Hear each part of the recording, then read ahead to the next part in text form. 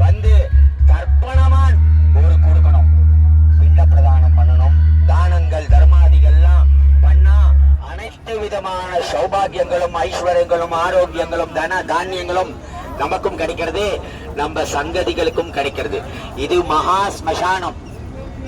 உலகம் தோன்றதுக்கு முன்னாடியே காசி இருந்ததா ஐதீகம் இருக்கு. இது ஸ்மசானம்னால இங்க தீட்டு மடி ஆச்சாரம் கிழக்கு மேற்கு தெற்கு வடக்கு ராவுகாலம் குளிக திதி சித்தயோகம் மரணயோகம் அமிர்தயோகம் நட்சத்திரம் யமகண்டம் நல்ல நேரம் கெட்ட நேரம் இதுவும் பார்க்க தேவையில்லை.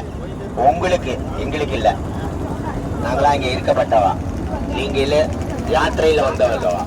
இந்த காஷி யாத்திரை அப்படின்னு சொல்றான். இந்த காஷி யாத்திரை அபர காரியம் கிடையாது, இது சுபகாரியம். அதுக்குதான் கல்யாணத்திலேயே காஷி யாத்திரைன்னு ஒரு கிரமம் வச்சான். அன்னைக்கே காசிக்கு போனோம்.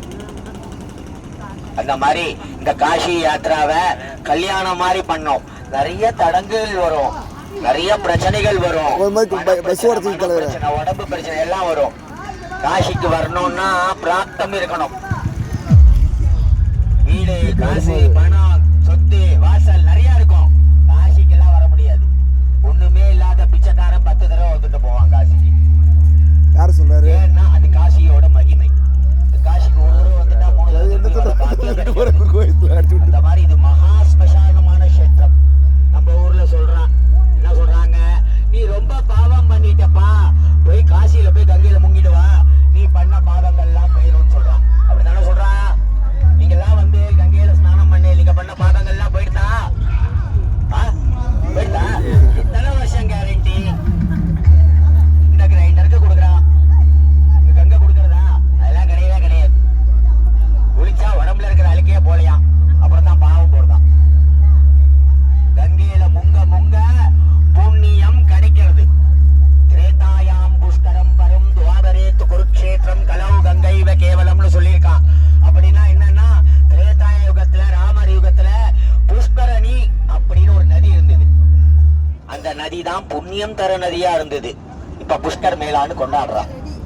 துவாபர யுகம் கிருஷ்ண யுகம் வரும்போது குருக்ஷேத்திரம் வார் கேள்விப்பட்டிருப்பீங்க. அந்த குருக்ஷேத்திரம்னு ஒரு கிணறு, அந்த கிணறுக்குள்ள இருக்கிற ஜலம் தான் புண்ணியம் தர ஜலமா இருந்தது. கலியுகத்துல கங்கை தான், அவதான் கண்கண்ட தெய்வமா இருக்கான். அவதான் புண்ணியம் தரான். அதனால அவ புண்ணியத்தை தரான்.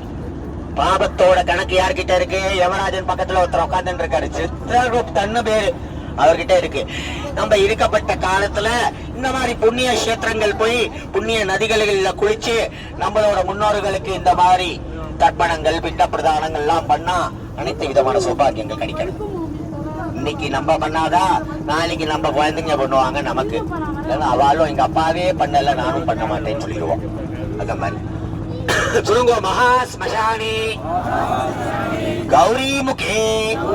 இன்னொரு 3 கட்டம் இந்த பக்கம் தள்ளி போனா கேதார கட்டம்னு இருக்கு. அதோ அங்க சிவசிவான்னு இது இருக்கு. மேல பார்த்து எல்லாம் கௌரி கேதாரேஸ்வரர் ஸ்வயம்பு லிங்கம் கோவில் இருக்கு. கீழே பார்த்து எல்லாம் கௌரி குண்டம் இருக்கு. அம்மன் பார்வதி உட்கார்ந்து தவம் இருந்த இடம் திரிகண்டக.